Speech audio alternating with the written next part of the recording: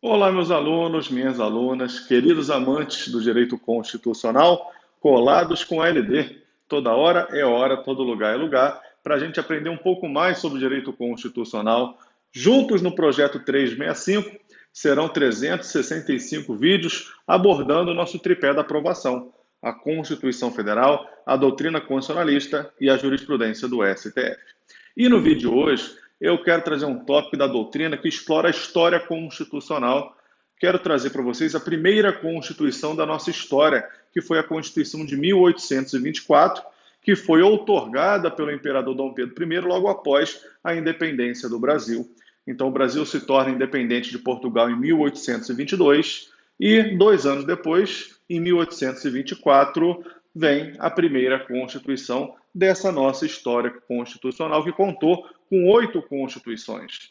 Essa Constituição de 1824, que falaremos hoje, a Constituição de 1891, a Constituição de 1934, a Constituição de 1937, a Constituição de 1946, a Constituição de 1967, a Emenda Constitucional 1 de 69 e a nossa atual Constituição de 1988. Ah, mas LD, a Emenda Constitucional 1 de 1969 foi uma Constituição? Tem aí uma divergência doutrinária sobre isso, mas a doutrina majoritária entende que sim, porque ela muda substancialmente a Constituição de 1967. Ela vai na coluna vertebral da Constituição, provocando uma verdadeira revolução jurídica, que foi o rompimento com a Constituição anterior. Por isso que a doutrina majoritária entende que essa emenda constitucional 1 de 69 foi sim uma nova Constituição. Pois bem, tivemos 8 constituições nessa história constitucional brasileira. Nesse vídeo eu quero explorar um pouco a Constituição de 1824. Primeiro ponto, que ela foi outorgada, ela foi imposta pelo imperador. E essa Constituição, turma, vale a pena ser explorada porque ela é muito peculiar, ela é sui generis, ela é muito própria, ela não encontra paralelo nas outras 7 constituições. As características são só dela. Percebam, ela previu a forma unitária de Estado, porque havia uma grande centralização na organização política e administrativa do Estado. Não havia descentralização do exercício do poder, havia uma centralização. A forma de Estado era unitária e a forma de governo era monárquica. Tínhamos uma monarquia constitucional com o imperador, que era o imperador Dom Pedro I. E ele previu nessa Constituição uma quadripartição de poderes. Olha que curioso. Ele rompe com esse entendimento clássico de uma tripartição de poderes entre legislativo, executivo e judiciário, criando um quarto poder, que era um poder chamado de moderador, que na verdade estava acima dos demais, exercido por ele próprio, o imperador, como chefe da nação. Então isso tudo mostra que era uma constituição autoritária.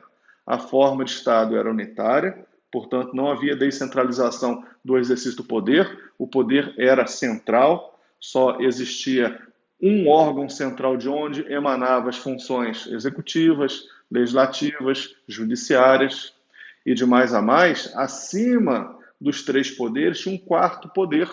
Por isso que se fala numa quadripartição de poderes. Além dos clássicos legislativo, executivo e judiciário, tinha ainda um poder moderador.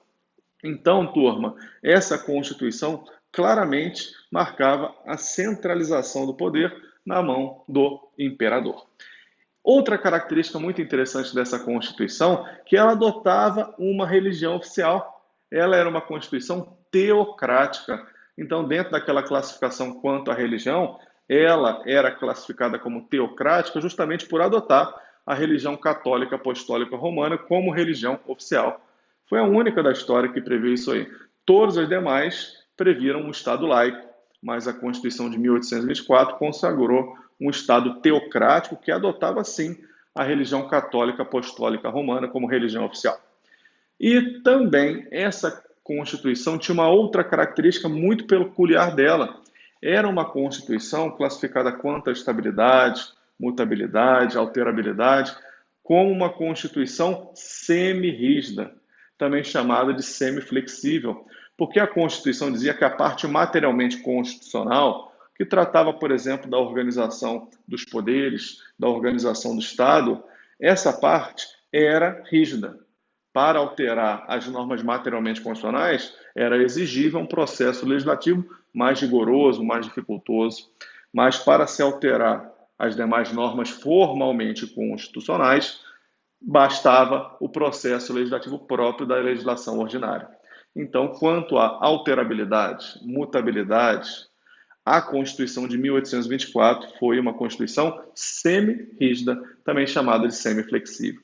Então, perceberam que essa Constituição foi uma Constituição muito peculiar? Previu uma quadripartição de poderes. Acima, como eu disse, do Legislativo, Executivo e Judiciário, tinha o poder moderador. Todas as 7 outras constituições previram uma tripartição de poderes. Essa Constituição concentrou o poder apenas num ente central, prevendo uma forma unitária de Estado, ao passo que todas as demais constituições previram uma forma federativa.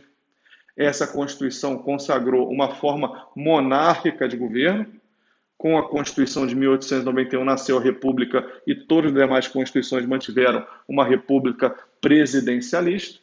E essa Constituição foi teocrática e semi-rígida. Então, são características muito próprias delas. Por isso que as bancas examinadoras gostam de cobrar essa Constituição de 1824. Beleza, turma? Gostaram dessa abordagem? Claro, é um breve histórico. A gente não vai ficar falando do primeiro artigo ao último da Constituição de 1824, porque essa não é a proposta. É conhecer os aspectos gerais mais importantes dessa Constituição para que você possa acertar isso aí na sua prova. Curtiram? Então deixa o like, compartilhe o vídeo com os amigos e, se não é inscrito, inscreva-se e ative a notificação. Beleza? Tamo junto?